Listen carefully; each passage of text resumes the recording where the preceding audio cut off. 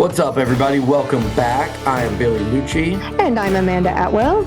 And we're going to do a little moving goalposts. And Billy is moving outside of the Texas Ag studio today. Where are you coming up to us from? I'm on the road, and it's nowhere like France, but no, I'm on the road in Chicago. It's been like every one of these when I've traveled, we've managed to do it like Monday after a game if we had to, or when you were in France. But this one, not coming back till tomorrow. I figured we like to put them out Tuesday morning, and you get busier on Tuesday with all the On Texas stuff. So let's get that done today. Yeah, for sure. I will actually be coming remote from another tropical place, most likely this summer, because we're going to Greece in July this year.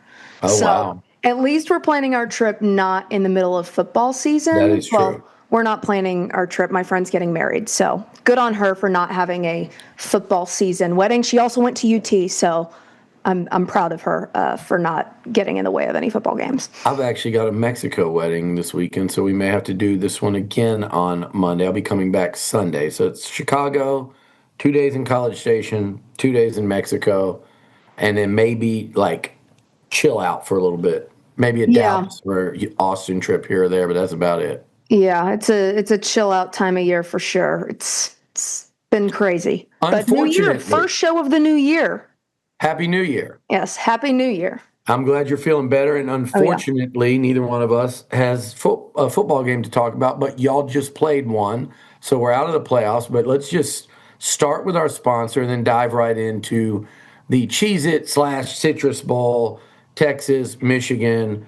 But first, a shout out to our favorite tequila, and I may partake in some tonight. We're going to find out. I'm going to text Drake and see if I can find any of that in Chicago, as I've been on my little restaurant tour. I think they have a locator on their website, like a store locator of where you can buy it. I know. And then some restaurants carry it too. I know they had it at Three Forks in Austin. So maybe if there's a chain restaurant like that up there, they might carry it. I know they have it all over Austin. I know they have it, and we'll get this for next time for those wondering. I know they have it all over Austin. I know from experience and from talking to Drake, there is a hotbed of it. It's all over Jackson Hole, believe it or not. And that this summer we all enjoyed some of that. And then also Cleveland, where you can find it, where the Cleveland Brown, I always forget the name of the stadium, but you can go and buy that in stadium and drink it in the dog pound because it is the tequila of the Cleveland really want to go to a Browns game. Well, for some odd reason. Amanda, I went to a Bears-Lions game yesterday, and let me say, it was not as comfortable as the Cotton Bowl I was at the week before. You don't say. But it could have been colder. It was 30 degrees, but not windy in the Windy City, so that kind of salvaged it. But 30 degrees. I went and bought me a little Canada Goose jacket that day. I don't know why I have not had one in the past. Well, probably because you live in College Station, Texas. You don't really need a Canada Goose jacket in College Station. Got one now. Take me to the mountains, baby. I'm ready to go. So I'll be wearing that everywhere. So one place I will not be wearing it is Scottsdale, Mexico, or Miami. And those are the football destinations. We will not be playing in those, but you played last week in Orlando. So beautiful let's talk Orlando, about Florida. Just the best city in Florida. Hey, that game, Amanda, we talked about this last week, and that game went about exactly as you hoped it would. And I think about last year when A&M played USC in the Las Vegas Bowl, and what my hopes were, it did not live up to those hopes for me. But there were some signs that played out the following season in a good way. But what that Michigan-Texas game did is I was watching it right before going to the Cotton Bowl. I know you were on your sick bed that day. But oh, yeah. It went exactly as I think you and the Texas faithful hoped it could, starting with number 16, going all the way down through some of the young players, and obviously coming out with the upper hand victorious. Texas owns Michigan. Let's call it Yeah. like it is. They've never beaten Michigan has never beat Texas. That's kind of a crazy stat, just knowing how old both of the programs are and how dominant they have both been in football in past years. Just the Yep. fact that they've only played 3 times is pretty Mhm. crazy to me. But yeah, Texas has owned Michigan. I mean, at Yeah. their house, on the road, just wherever they've played them recently. So yeah, I was really pleased with it. I mean, obviously there were some bumps that you kind of expected to see, just Mhm. because I know you put this in here. How many players was Texas playing without? Total 9 starters they were Okay. missing from opt-outs and transfer portal players, but that consisted of 7 defensive starters. So that's pretty significant, and I think that was where most people had their biggest concern going into this game. Yeah. And obviously, you saw a bit of that youth in the defensive play during this game. But I was relatively pleasantly surprised because Texas they won the turnover battle, 3 interceptions from some young guys. Ty Anthony Smith looks insane. He's going to be a standout guy come next year. Oh, Amanda, you're killing me with that one. Former longtime Aggie commit, Tyan Yeah, there's Smith, a couple of those where I saw a post the other day of just like, Anthony man, Hill. A&M's really kicking themselves about these two. But yeah, I'm happy they're in burnt orange, or Anthony Hill was in burnt orange, and Ty Yeah. Anthony Smith is in burnt orange now. But yeah, so I was pleased with a bunch of the young guys that stepped into those positions.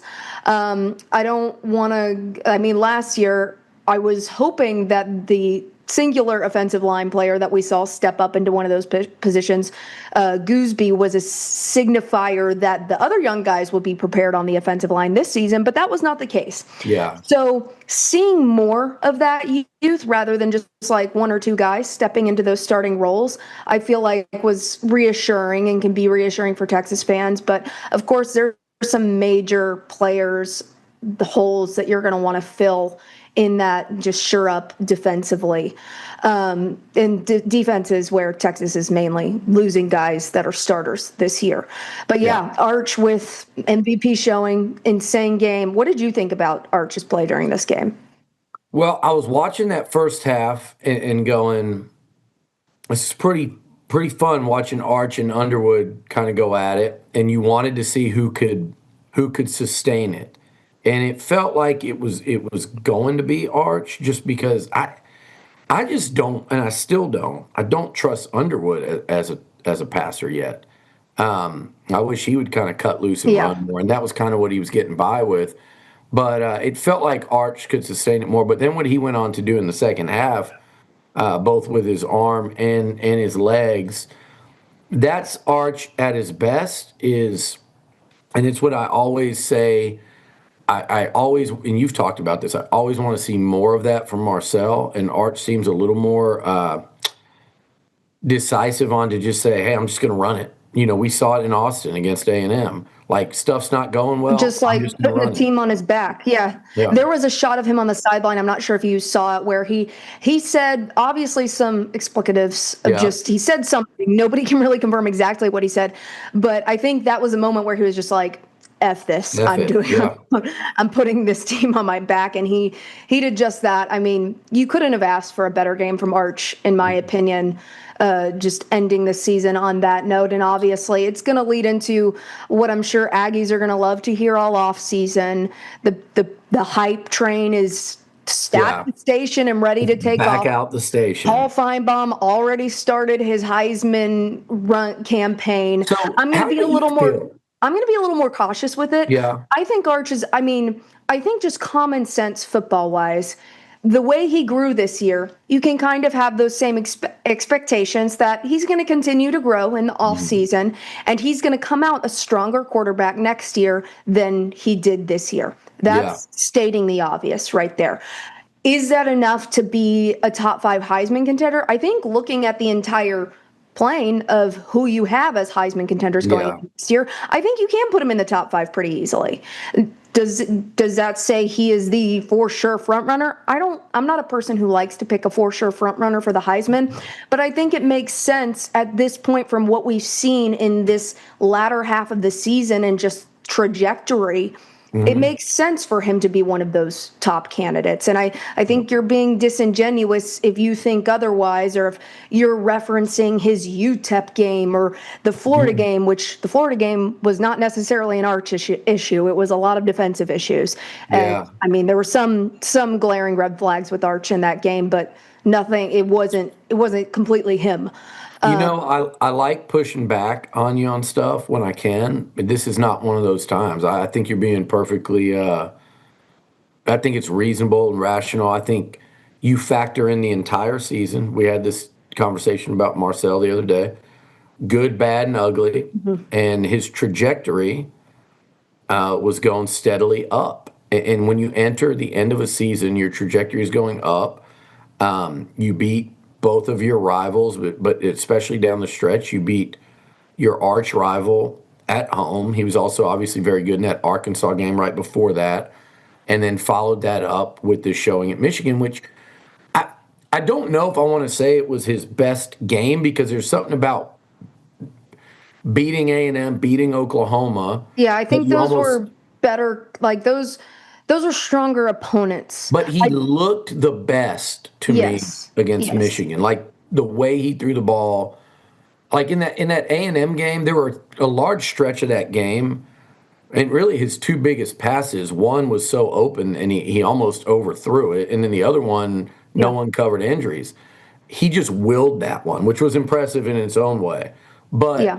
in this game, That Lockett like pass it was, all came together to yeah. me. Like, and so it is the right way to end the season. You mentioned Heisman, like you said, you wouldn't call him the front runner, but a top five. I think that's perfectly fair. You look around college football, and all the turnover, a lot of the Heisman contenders and finalists this year, even people that were contenders with the month left, a lot of them are gone. So I think if you go and look down the list, like, yeah, I mean, and you might see a Levitt or a Sorsby or somebody that portaled around, and sure, maybe C.J. Carr at Notre Dame, but you wouldn't put those people ahead of Arch today. If Ty Simpson comes back, you wouldn't put him ahead. So I think being safe and fair, I would say you will not see me doing what I did last summer, and I believe what I did was right, and I believe it proved to be right, which Yeah. was not you, but everyone else. I thought not every. Yeah, But I didn't have him in my early Heisman contenders. I had him yeah, as what, third team potentially all conference yeah, you did, you SEC, did. which hindsight 2020 wasn't super far off. It I wasn't. mean, he could, like, I don't think many would have complained if they popped him in that third team with the way he was playing at the end of the season. Yeah. And I mean, a lot of his issues in the latter half of the season, a lot of people just look at completion percentages and they're not actually watching these games. And that's part of the problem. And that's part of the problem with a lot of you that are living in my comments acting like he's trash. These receivers could not catch balls Yeah. a lot of the season. Wingo Parker Livingston was a major Oh, I drop can't wait to talk machine. about Oh, that. I'm gonna have so much fun talking about Mr. Parker. But a lot of and then also you have to think Emmett Mosley, which Was turned hurt. out to be a stellar wide receiver. He was injured half the season. And Yeah. so there were just a lot of drop balls. That was the main reason the Georgia game got so ugly. There were a couple passes, if they were completions, Texas would have been in business. That would have they were competing for 3 quarters. People forget that. But the drop passes just killed them for So yeah. a lot So of the season. and so last summer I was saying it's too early. He doesn't deserve this. He didn't ask for it, in fairness, but he didn't And deserve it. he repeatedly actually didn't ask for it. He Yeah. said, I don't deserve this yet. I have to prove it. So And can't put that on Arch. And I said before the year, I thought there was going to be a learning curve. I thought they lost too much on offense, particularly up front. And I You were thought, right. and when Definitely it right went with the south offensive early in the line. year, and that stupid article was written, everyone was dogpiling him. What did I say? And you agreed. I said, he's going to get better as the year goes on. And that's exactly what he did. And damn if he didn't end the season, with the arrow pointing straight up. So good for him. That's my take on it. You won't hear me bitching about this offseason about where he stands in any of these lists or these Heisman things or these all conference teams, because I think he did what you needed to do, which he earned it on the field. And that doesn't mean that I think at Arch Manning today is going to go into next year and not have games where he struggles. I don't think his game is there yet as a week to week guy, but I bet it will be. I think he'll know how to mitigate the struggles a little bit better next year. I True. think he'll know, even if you see him struggle a bit, like against Ohio State, start Yeah, off the season. I think he's better equipped to address the struggles and respond and turn it around in the second half, like he makes turned sense. it on in the second half against Michigan. And I'm going to say, like I said about Marcel Reed last year, Arch is going to be as good as the tools that Sark can put around him, specifically the offensive line. If Yeah. Sark can figure out that offensive line position, I think Arch is going to figure it out next year as well. And when we Mhm. get to recruiting, we'll talk more about this, but that's honestly my biggest concern. Everybody's talking about these major skill positions, running back, wide receiver. Yeah, it'd be great to snag one of those top players that are in the portal currently, but if you can't protect Arch, he can't get the ball to one of those top players. Yeah. So I think that's the most critical thing going into next season is he's going to be as good as the people that are around him and as good as the defense being able to hold steady and not give up chunk points like they did in the third quarter against Vanderbilt or Yeah. in against Florida State, those kinds of games. Yeah, they're hoping to capture some magic there, old Oh, I magic. said Florida State, Florida. I guess Florida, yeah. the Wisner's Wisner on your commitment mind. is, which congratulations to him. I was very sad to see Wisner go. He just committed Hmm. to Florida State, but seems like a place he'll land. He'll get a lot of reps and get to where he wants to go. And he left on he did it the right way. You look at his Seems like a statement. place you could root for him at Yeah, too. he did it the right way. And so happy. I mean, every player has done it the right way except for one. So, Well, before we move on from the bowl game, I wanted to talk to you about some of the some of the younger guys, oh, like yeah. because that was you mentioned Ty Anthony Smith. He was one that really stood out, but there were a few others that I know you were Oh, yeah. fired up So I about. think everybody's biggest concern I saw one of my friends posted and she's like, am I going to play running back? Who's going to play running back? Because obviously CJ Baxter is out. You have then Wisner is out. Those were your two biggest backs during the season. Christian Clark stepped up massively during this He game. looked good. He looked very, very It's good. downhill. And he's one who has struggled with injuries if you're a person who maybe an Aggie who hasn't heard his name much. Yeah, But he looked really, really good. So Texas fans should be pretty happy about at least having that one back that looked great at the end yeah, of the season this year. Obviously, you got to fill out that room a little bit more.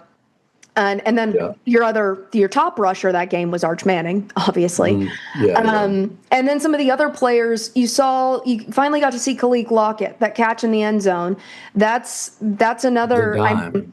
I am of the opinion that he probably would have jumped Parker Livingston anyways, as far as starting role, because I mean, you put him in that position, a contested touchdown in the end zone. They brought him in. And look, we saw Parker make some nice catches early in the year, but they brought guys like Lockett and even Jamie French, and those guys are there to play and start or go somewhere else. Like they're Yeah. 5'4", high 4, 5-star guys. And I I've hope to talked see to them Elko. compete I've next talked to year. Elko a lot about that a lot, where he's like, yeah, you portal all you want, but it's also our job to develop these highly regarded guys that we sign and we put all this work into Yeah. And not let because them we believe. transfer and have somebody else develop them. Yeah, and you believe they're a certain level of player when you sign them, so it's not always going to work out. But when guys flash like he did in that bowl game, yeah, you need to, when like Lockett did, you need to look at those guys and say, okay, they're not going to sit here forever. Year two is the year to see them play. It doesn't mean you don't go in the portal and get help, but you got to see them play. I equate that to like Ashton Bethel Roman, who just flashed it a little bit as a true freshman the year before, and then this year about mid-season became a real factor for the Aggies. It's called development, man. Yeah, definitely. Yeah, So so the wide receiver room in general, since one of the biggest topics is this Cam Coleman recruitment and who's going to yeah, get him, and then the yeah, fact that Texas lost Parker Livingston, the top players in the Michigan game, the top receivers were Wingo, Mosley, Lockett, and Endries, the tight end.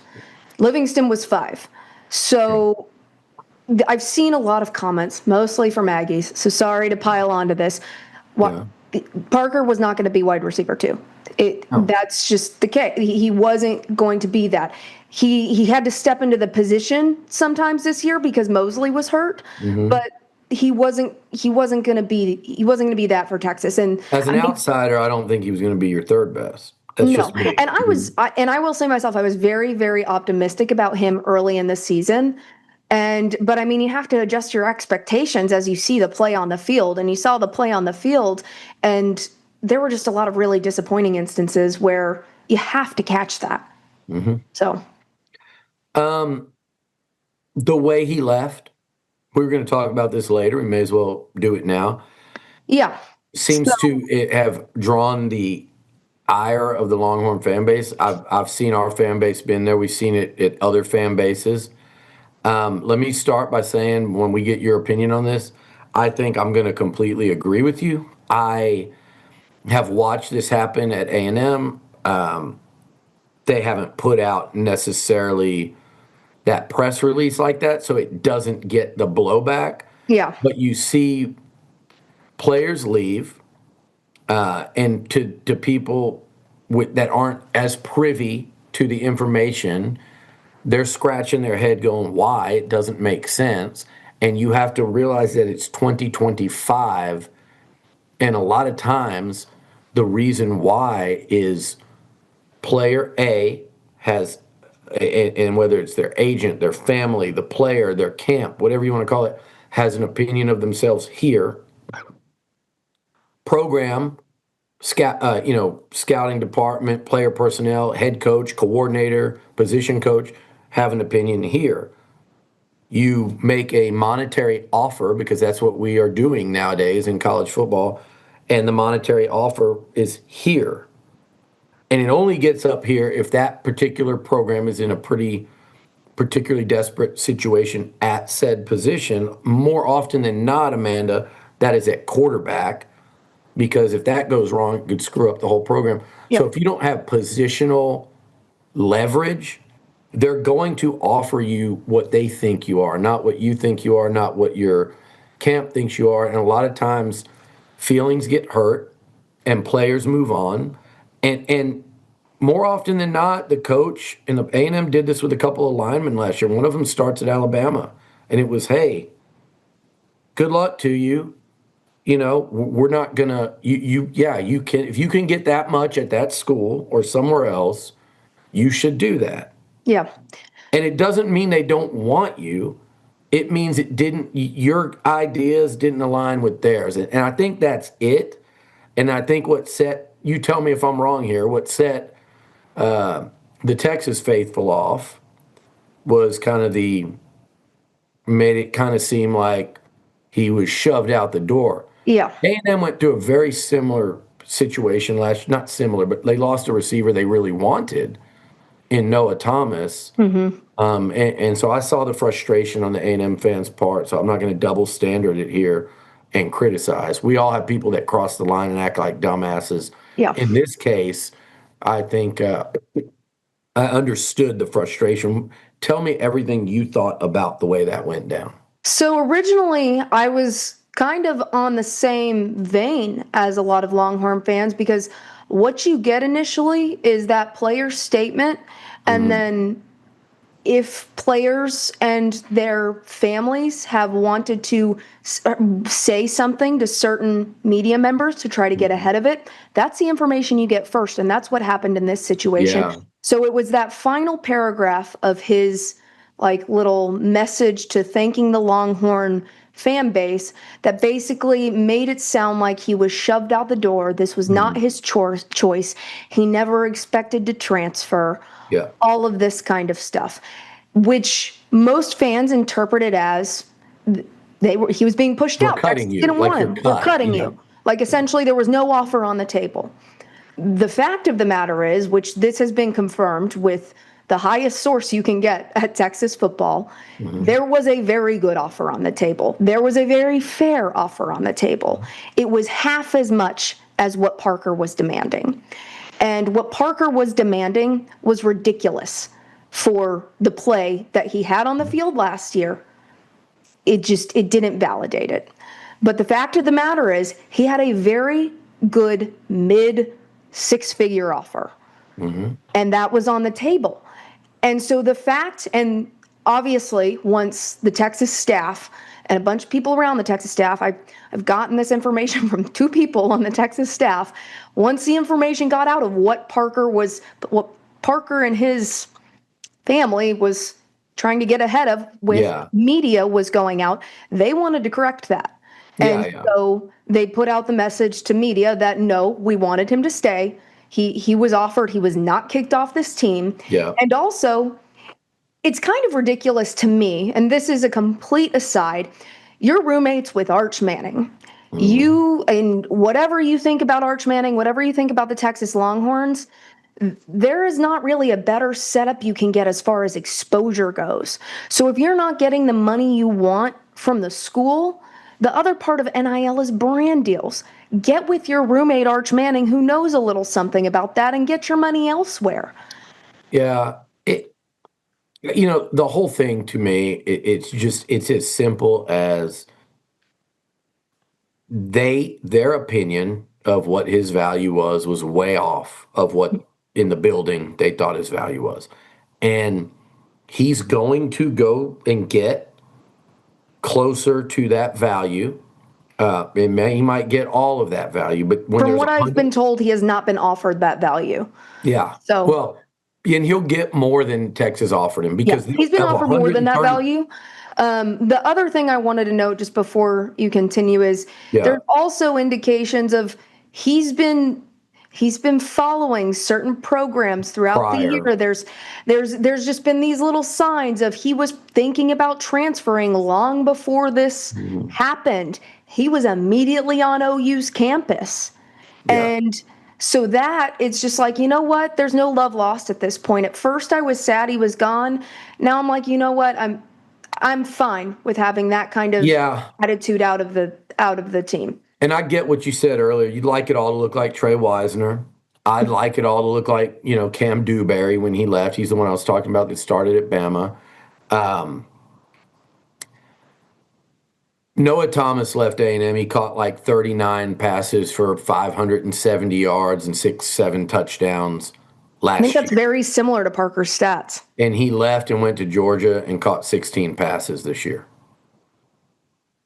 I think two of his three touchdowns came against Texas. So at least he did that for us. But again, like the grass isn't always greener, and you go for these opportunities and money that you think is there, and it just one of or both of them might not be. But that's what the risk everybody takes now. And I mean, I think Texas has lost a couple that they'd like to have hung on to. I think A&M's lost a couple, but by and large, I think both teams have held on to their guys that they wanted to outside of some of these NFL entries, which for A&M has been, I think, none so far as early entries. But as we talk about this, and Tuesday's coming up. Hold on. Let me tell you Parker's stats just so we can be clear on this. For anybody who says, oh, Parker was one of your best wide receivers, 29 receptions for 516 yards, 6 touchdowns. Yeah. Decent stats. He contributed.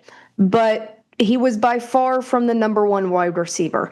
And half of those touchdowns came against non-conference opponents.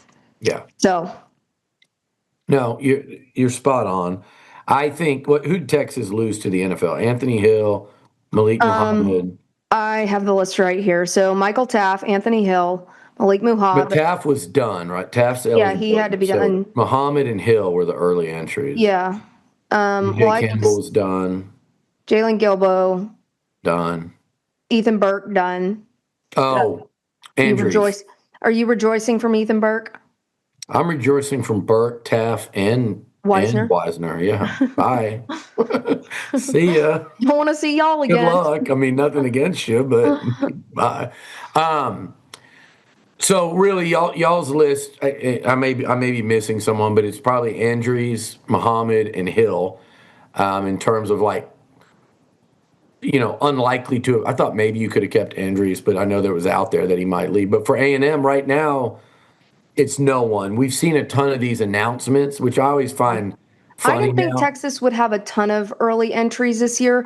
I think we thought Wisner we Might thought would go to go. the draft, but he wants another year of experience. Can't blame him for that. And I think he'll be better. You know what cracks me up is the players now do these posts on Twitter, and it's Mhm. like they are announcing that they're entering the NFL draft. I always have to read to the bottom. It's like portal draft returning. That's Well, but all I they want to all do see. these announcements that they're going to the NFL draft, and in all of our media, both sides do these Twitter posts, and I think they're just trying to get engagement. And they post the player's graphic and say Amanda Atwell has decided that she's entering the. No, dude, like she was out of eligibility. She's not entering. It's over. I You're think they going. just want to say goodbye. They And I just, know, and that's what I'm saying. Like, just I like the goodbye, thank you. yeah. Been a great 4-year post, but to couch it as I'm officially entering. It's like the media takes it that they don't understand the school. So if I watch Texas, I could be like, damn, they're losing a lot of guys to the draft. Yeah, They most got of to them go. are done. They can't They're play not Diego football anymore. Pavia. They can't play football Yeah. for 12 years. So for A&M, the two big ones to watch if you're an Aggie fan, and it's significant. Chase Basantis, and he's a Mhm. really good offensive lineman, but I also will remind you they're losing 3 starters anyway. So if Basantis goes, and I've heard he'll go if he thinks he's going to be a first or second round pick, and he might. He was a second team or honorable mention all SEC. He's really good. He's been an NFL prospect from day one. So him on offense and defensively, Torian York, who won't be drafted as high, but he's kind of felt like one of those guys that's just had eyes on the NFL from day one. It's not a insult of any kind. It just is what it is.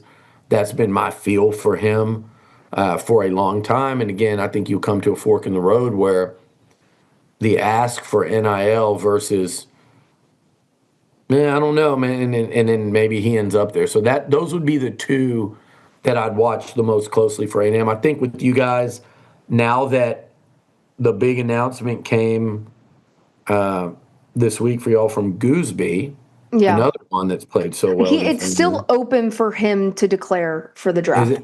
But I thought he said, did he He's not say he that he was staying? decided he's coming back, I think, but he still has the option to Yeah. declare if he changes his mind. Well, that would be a So, big one to keep, obviously, yeah, I mean, that is the main one especially that all I'm. this talk about Arch, right? Yeah, now that because injuries declared, which everybody was hoping he would stay one more year.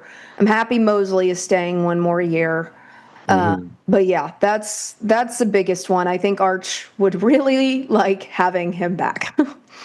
All right, y'all, if you're looking for a clean energy boost on game day or honestly any day, check out Catalyst Pure Performance Energy. This stuff is built for people who want energy without the junk. We're talking zero sugar, no artificial colors or flavors, no preservatives, and no artificial sweeteners. Catalyst gives you a steady, non-jittery stream of energy thanks to natural nootropics and the same caffeine as a cup of coffee, so you get focus and endurance without the crash. And the flavors, superberry, pomegranate power, orange dream, citrus spark, cherry lime charge, and grapefruit. All refreshing, never syrupy. So if you want to fuel your workouts, your late night study sessions, or your Saturday tailgates, grab Catalyst Pure Performance Energy at a store near you or on drinkcatalyst.com. Ignite your performance. All right, Amanda, anything else to close out the bowl game as we move into a little more portal talk and a couple of topics I think are pretty interesting as we wrap up the regular Yeah, so season for us? the other thing, if you watched the Cheez-It Bowl, you'd think there were Cheez-Its thrown on the field every 5 minutes because there were so many dang flags. There were 21 penalties total. Jesus. Texas was called for 12 and Michigan 9. There were a lot of Michigan fans being like, oh, Texas got all the calls. No, Texas got called for more penalties than Michigan did. It was bad. Like, Yeah. it Slow just felt down in a like bowl game. Come it on. just felt like the refs were trying to make it about themselves at one Yeah. point. Like, we get it. You're on the field. You don't need to make your presence known every 5 minutes. And then otherwise, during the game, I know you commented, this is a little moving goalposts for you. You commented I on, know it is. oh, yeah, you're beating a team without a head coach. Well, mind you, Texas, yeah, they had their head coach. They didn't have their defensive coordinator, and they also didn't have 9 of their starters. Michigan had 4 opt-outs compared to Texas. Yeah. So that's a pretty, I mean, I don't know about you, but when I was a soccer player, it mattered more about the players. So say our goalie opted out of the game. Yeah. That's more critical than if our head coach wasn't there. So that's a good, and it wasn't just like you missed the context. You provided one point without the full context of the situation. That all I can do is laugh. You're just acting like Texas was at some kind of full force advantage, which was far from the case, especially when 7 of those players were on defense. I think you're making a great point from the standpoint of, I think when I said it, it was actually in response. It was in response, and then you flew in, and I think a lot of people jumped on your reply because it was, yeah, you were right. But it was also like, I was just saying, like, to tap the brakes on the victory lap that was going on, and Michigan played well, though. You can't act like they didn't play well throughout most of the game. It was a fun game to watch, and everybody seemed to like it as far as bowl games go. I mean, people hate on bowl season. Plenty of people all have fun in the Cheez-It Bowl. The Cheez-It Bowl was pretty dang fun. I mean, when 2 teams show up to play and the 2 teams are named Texas and Michigan, you're gonna have a fun game. And they put on a show. They were hitting hard. It was fun. I mean, I had a little bit more anxiety than I wanted to through the first part of the game, and then Texas decided to pull away at the end. They love to do those late fourth quarter interceptions to just really stab the knife, which I really appreciate. You're familiar with those. Yeah, that happened a couple weeks ago. That happened twice to A&M, actually, in back-to-back weeks. Unfortunately, I think were the first interceptions more gutting, or I think that one to Miami was probably the most. The Miami one That was. I mean, it would have tied the game. It wouldn't have won the game, but that was tough. The ones against Texas, it was more of like a furious comeback attempt. Yeah. So you had mentally kind of been in this mode, man, it feels like Texas is pulling away, and then, maybe not, and then, and the second one, I think, did both of them come with A&M down 10? So it was different. They were in back-to-back drives. The Miami one was it's one that will kind of sit with not only Marcel and Elko, but I think A&M fans. I think that one would have been pretty infuriating for me because of all things. You had another down too. That's what really hurt. Yeah, you could have just thrown it away. You had the play before where your receiver barely stepped out. Then it was tough. That one. Yeah. That one will last. That one will sting more. That was more like the goal line stand against Texas the year before than what we saw in Austin a couple weeks ago. I think it's worse because it was a playoff game and it did have implications. So Texas knows about gutting playoff losses.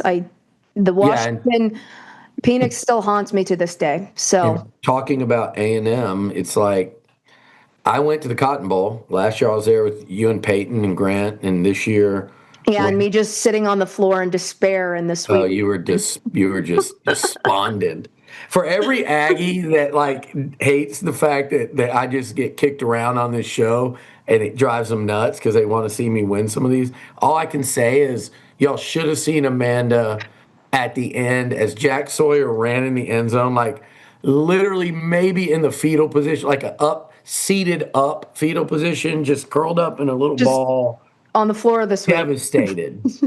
Literally like a Taylor Swift song, just sunk to the ground in the suite. So if you ever, that was. I got to see what all y'all want to see. At least it was in the third round of the playoffs. Yeah, better than the first round of the playoffs. So, and I'm sure a lot of Aggies were also in that same position, just sunk to the ground, just devastated. Oh yeah, it was tough, and I understand a tough loss. I'll tell you what, it was tougher. So I went to the Cotton Bowl, and I have a lot of people I know on the Ohio State side and the Miami side.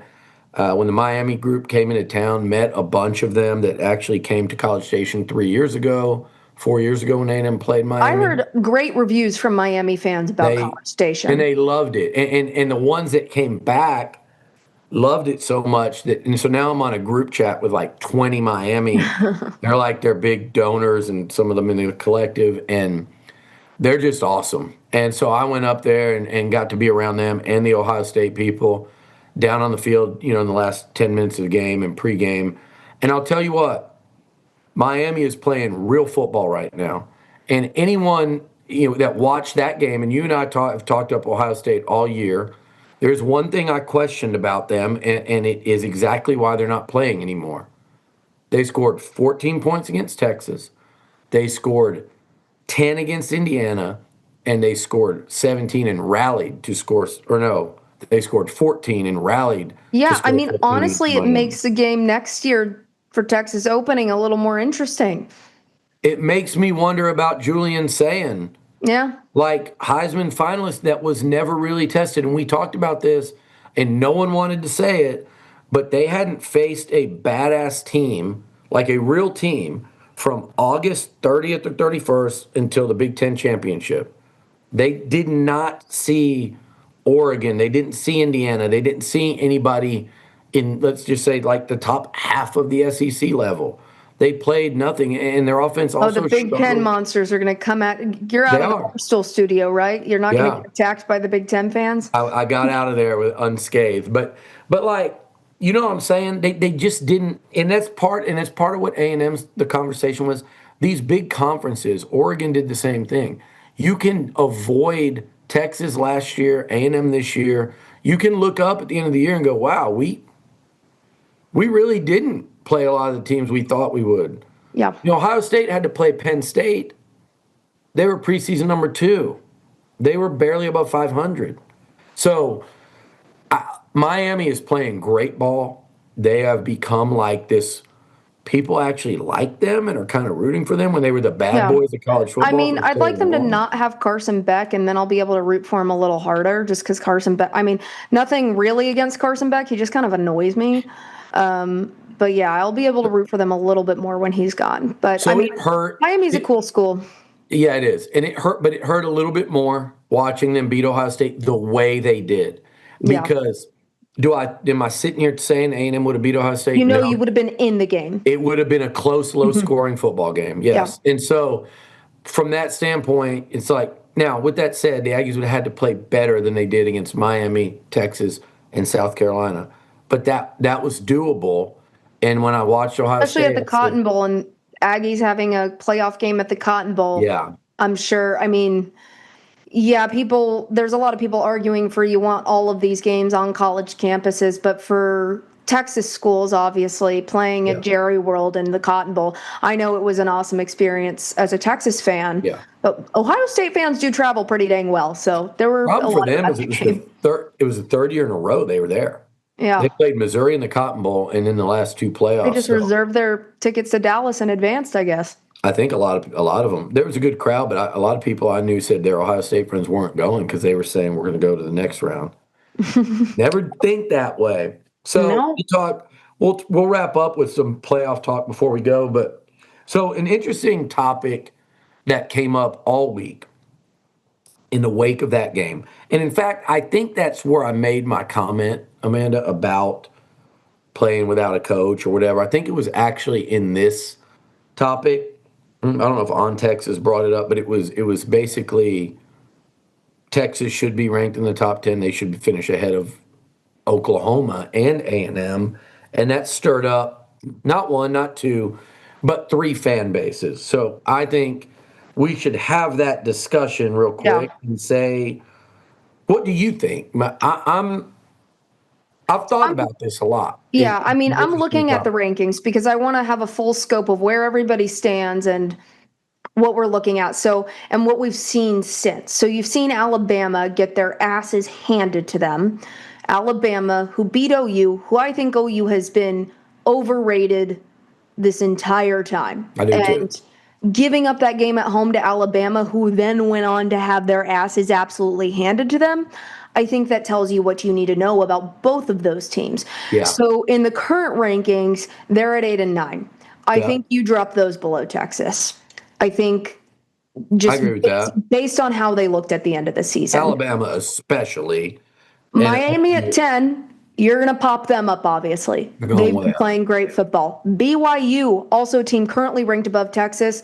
Looking at how Tech played in their goose egg of points in their college football playoff game, and the fact that they absolutely destroyed BYU, I think you can drop BYU below Texas. 100%. Since Texas Tech is at 4, I don't know how much you can realistically drop them just They based won't. on. Yeah, they won't drop them. So yeah, I don't think you can realistically drop them since they're at 4. You can't drop them 10 spots or whatever. Yeah. So I don't know if you could feasibly put Texas, because you're basically asking who do you think Texas should be ranked above. Yeah. As far as A&M goes, they're right above OU, above Alabama, and above Miami. I think A&M and Texas could be right next to each I other. do too. I think you could put one ahead of the other. You could just go off head to head there if you wanted to. I'm not saying it should be a drastic thing. I do think Texas should be ranked ahead of Oklahoma. That's a Yeah. 100%, just based on, one, what we saw in that LSU game, two, what we saw in that Alabama game, giving up that to home, and then what we saw of what Alabama actually looks like. So Right. that's where I stand on it. I Yeah. think, because there's a lot of shifting you would have to do just based on how these playoffs end up.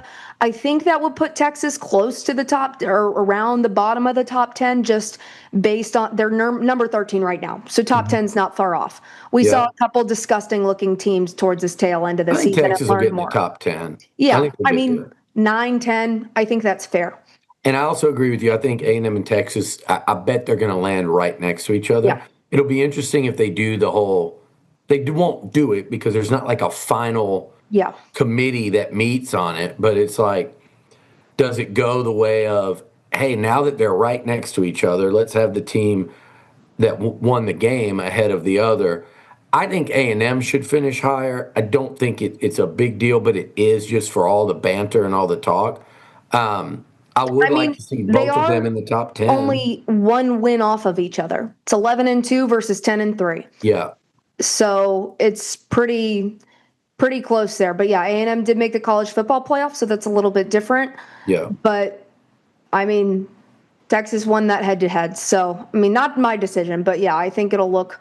And then Vanderbilt will look. Vanderbilt, did they lose? They lost. Yeah, they lost. So Love no that. more Pavia for you to worry about. It's not. I think annoyed most by people it. that watch this show probably are on the same page of me. If that kid is just annoying, the way he acted after the Heisman ceremony, I'm sorry. It's so Get yeah. out of and just the suing of the NCAA for what, his 7th year. Go get Yeah. a job. Go get a job. Golly. Like, It is ridiculous. Okay, so we got that out of the way. I like that. I like where your head's at there. I think you probably sound like you think Texas, if you were voting, would put them one spot higher. I was voting, I'd put them one spot lower. Yeah, which is expected. Shocker. And I think, man, that's too. I got into it with was it your boy Marcus Myers from Monte? It was a fine argument. It was like.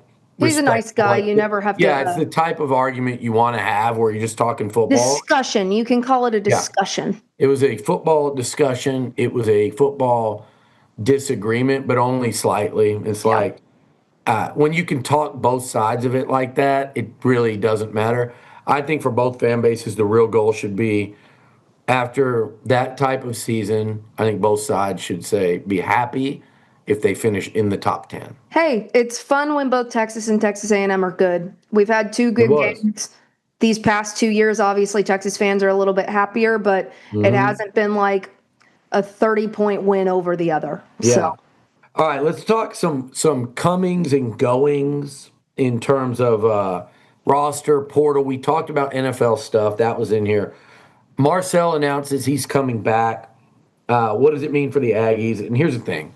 I saw people go, even within the A&M fan base, like, oh, why do you have to announce?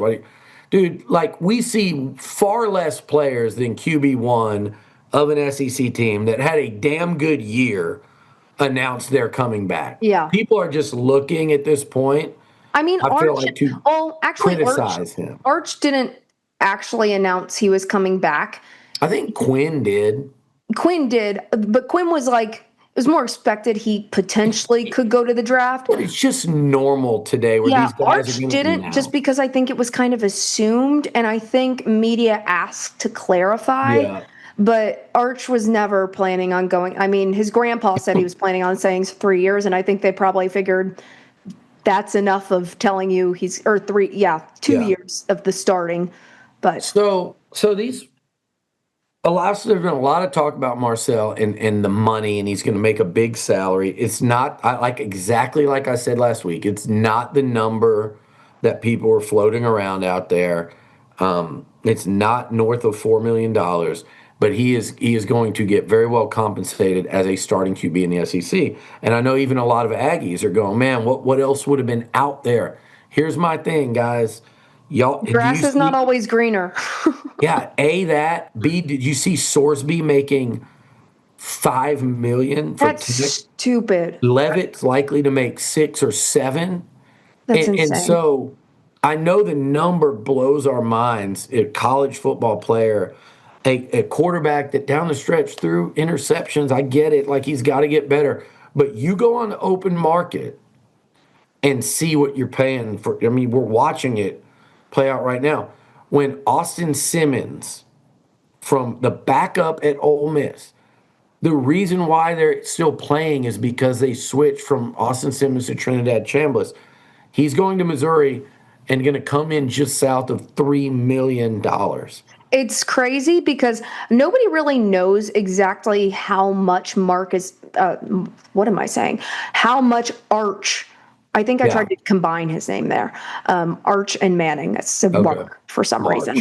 March. Yeah, March. Nobody really knows exactly how much money he's getting from the Texas Mhm. pot. It was said he took a pay cut from the Texas pot. And for those who don't know exactly how NIL works, Arch is set.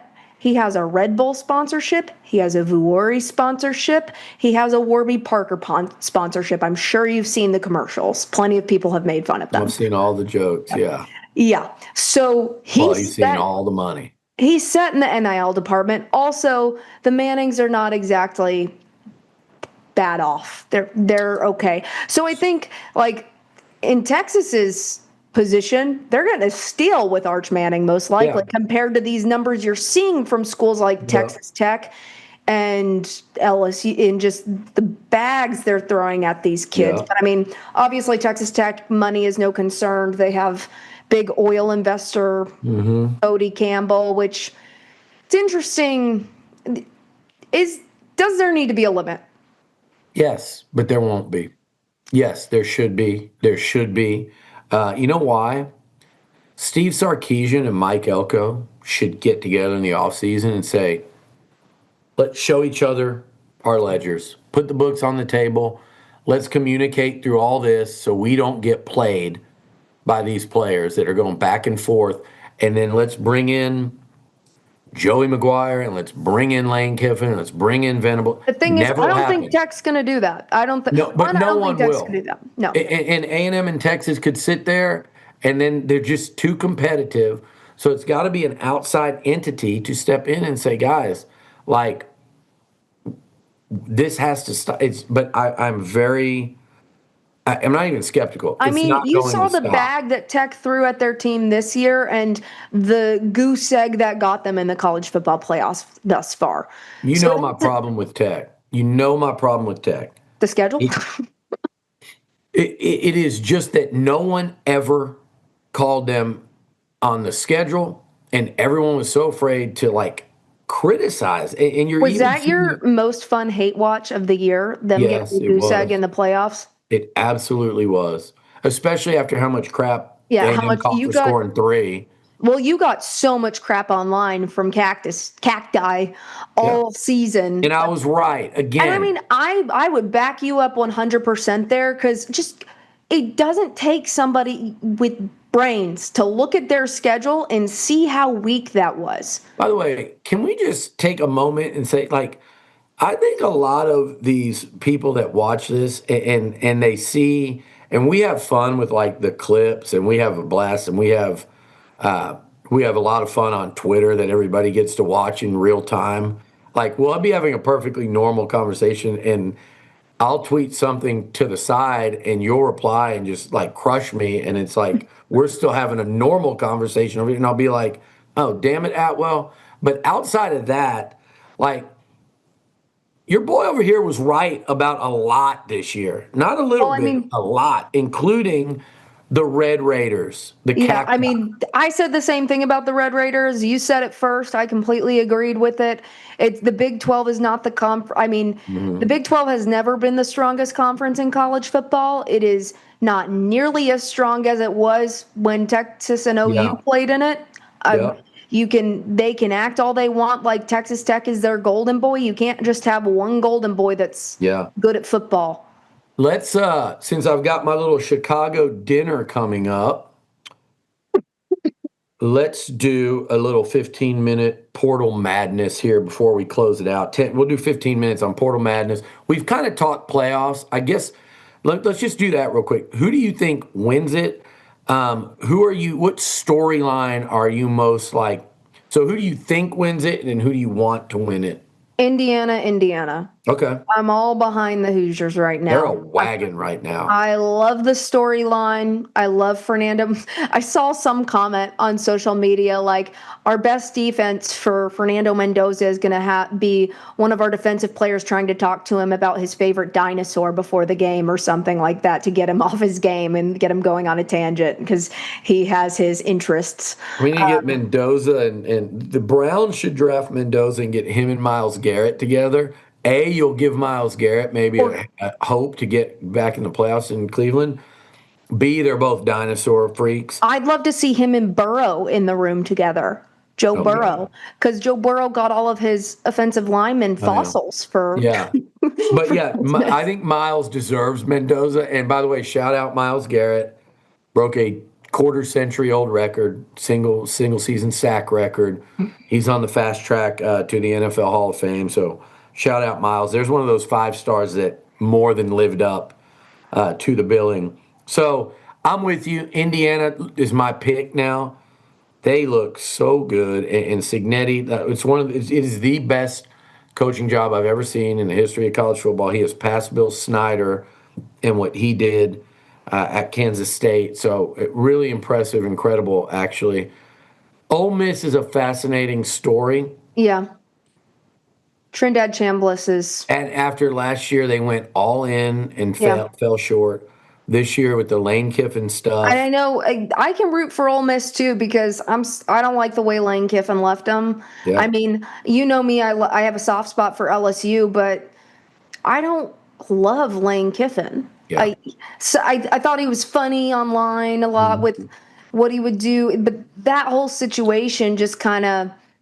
I mean, I know Yeah, he's done it before, but this time just felt extra not slimy. great. Yeah, Yeah. yeah. So I'm with you. I think there's 3 great stories in Miami being back after so long, and the homegrown talent, Cristobal leading the way. Obviously, we talked about Ole Miss and Indiana. So, man, I would love. I've got a couple buddies at Oregon, at least one, mhm. and so I would love it for them. But I love having Miami, four Indiana, different teams. Miami with their 5 national titles, and little old Indiana and Signet, like that would be a wild matchup, especially in Miami. Let's move into portal stuff, okay? The Aggies have landed in the last 24 hours or so, and then the Longhorns have been active as well. A&M, I think as we're recording this, I could see them adding maybe by the time this airs, I could see them adding another O lineman, maybe another D lineman, just guys that are on campus currently. Texas just added a tight end, Tight end from Michigan State. okay, yeah, from Michigan So State. Michael Masunis. A&M they went and got Cohen Eccles out I got a of. kicker, which was needed.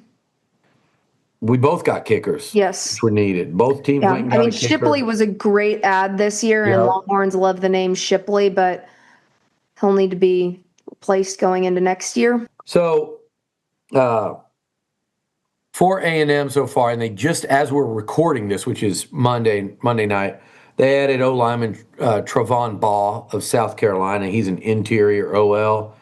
He adds to the list of UTSA tight end Houston Thomas, who's a College Station guy. There was a need at tight end. They've added 2: Fresno State's Richie Anderson and Houston Thomas. Tulsa linebacker Ray Coney, which could be even bigger than you think if he has to replace. He's either replace Torian York or play alongside him. Colorado safety, Tafweek Byard, whose older brother I watched intercept a pass yesterday for the Bears. I think he leads the NFL in picks. LSU lineman Cohen Eccles, who started for the Tigers, was a longtime A&M commit out of Katy High School. And then the kicker, David Olano. So they've been really active. Yeah, Keep an eye. I can Keep give an you eye on, Texas's list. Etta out of Michigan, too. Yeah, Could be the next one. I can give you Texas's list real quick. We Yep. got Trey Dubuck, long snapper from New Mexico. Texas Hmm. graduated as their starting long snapper this year. Yep. Let's see who else. Kicker Gianni Spedic. Spedic. I think that's how you say his last name. Yep. From Memphis, solid kicker. And there's so many Texas fans complaining about the special teams being hit heavy. Yeah. I go re-watch the SEC championship game and tell me you don't want a good kicker. Jeez. No. To continue. No, I'm sorry. I'm looking at our list here. So Oh wait, we got a couple more. go ahead. Texas punter Mac. Why are these names so hard? Chiumento. Yeah, you had some tough From ones. FSU, and I think there's the defensive lineman from defense. Is he a defensive lineman from Arkansas? Okay. Big guy. So I can't find his name. yeah, but- he's a 380 pounder. Yeah, Big huge. man in the middle. He'll be a nice, short yardage. Yeah, and then of course the Goal line tight end today. So 5 so far. Yeah, and people got to realize too, before we go here, because we're going to talk one more thing here, and then we'll go. Before we go, like, people have to realize, like, these teams they are going out, and you're signing a portal class. So it's just like a recruiting class. They're going to be the biggest names, the 5 stars at the top, and then you've got the body of your class. And when you're in the portal, what you can't have that recruiting classes have is what turns out to be the misses and the dead weight. You can't have Like a that. Jaden Ott at OU. Cannot have that. Yeah, because it costs you way more money, and it's because you're going in the portal, by definition, it's a particularly dire need.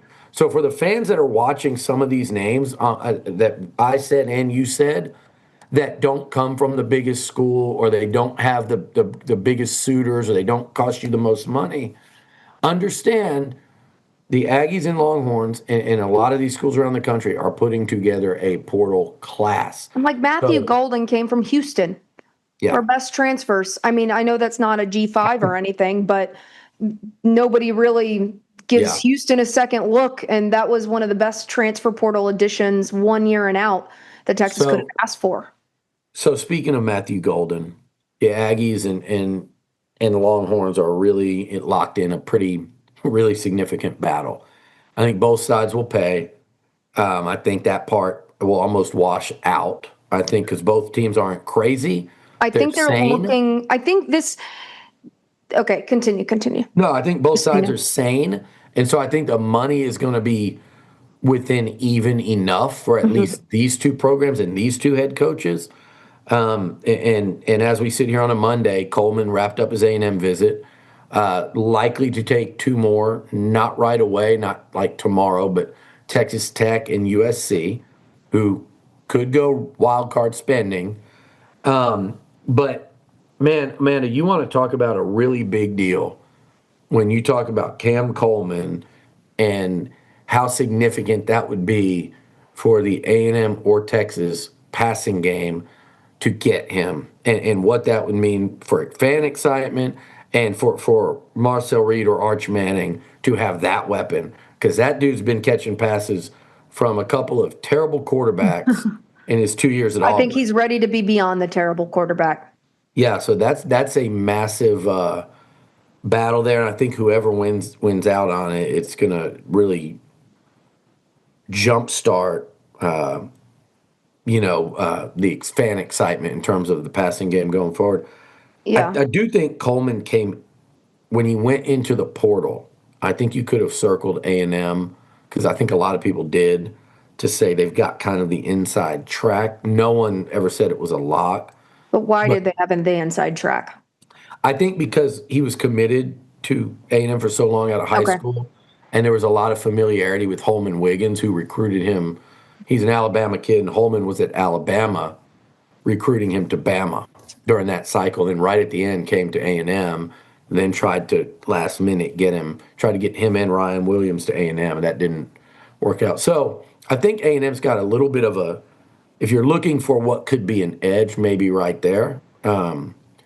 But, a lot of this thing so far from the finish line, right? Yeah, I think there's other factors into play at this point when it Yeah. comes to, I mean, you could say that's an edge. Sure, he's familiar with A&M, but there's time that's passed in between that, and there's so many Sure. other things to consider. I know you have here which quarterback he would rather catch passes from.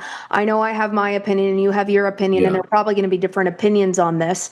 I think Arch Manning is a more proven passer at this point. Hmm. You have to think Marcel Reed was blessed with insanely good receivers this Yeah. year, a great offensive line. Arch Manning really, really struggled through part of the season, Yeah. and their numbers are so similar outside of the turnover margin.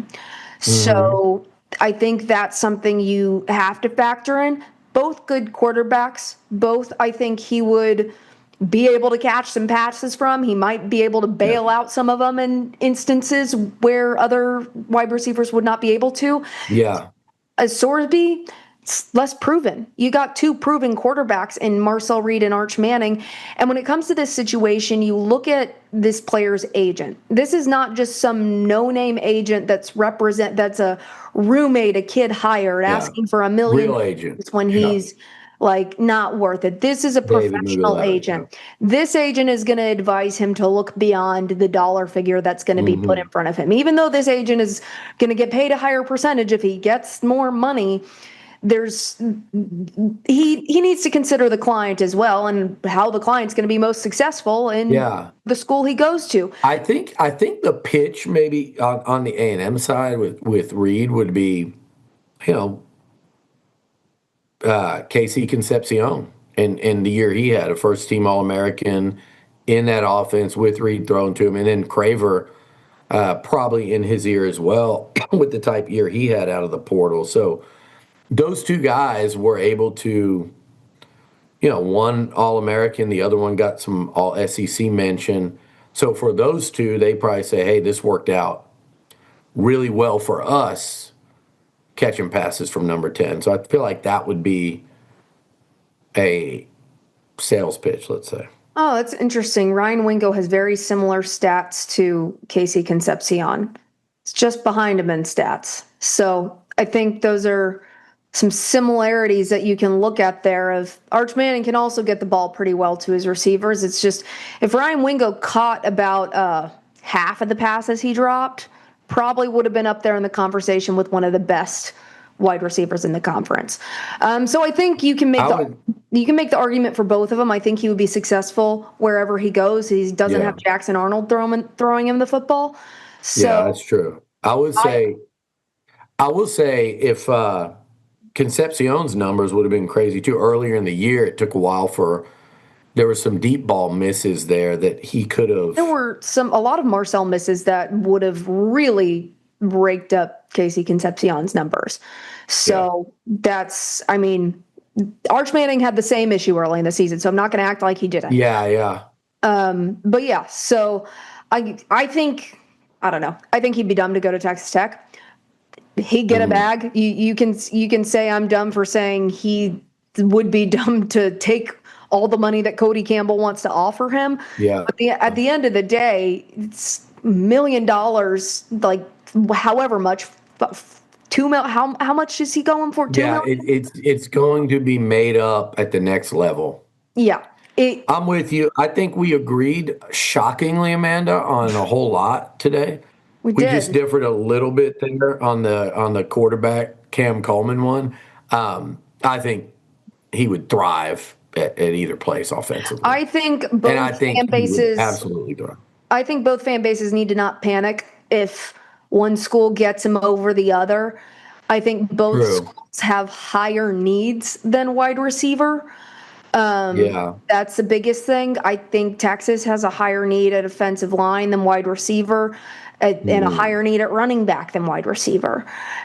So yeah. I'm not. I would love to see Texas get Cam Coleman. Don't get me wrong, but not going to be extremely torn up if we don't get him. I will be extremely torn up if they do not shore up that offensive line. So that's where I stand on it. All right. Well, Amanda, we did a good job of moving goalposts and no fights this week. You weren't No, sick. wow. Not gonna have anything to post on I mean, Twitter this to was a get good one. engagement. Well, I'm gonna exactly. I'm gonna go run and go hit this dinner in Chicago, and we will get together next week again and do this and kind of recap each of our seasons. We're talking about doing a best of. Maybe next week would be a great time to do that. For sure. All right, I'm Billy, And I'm Amanda. and we are moving. Goalposts. See you next time.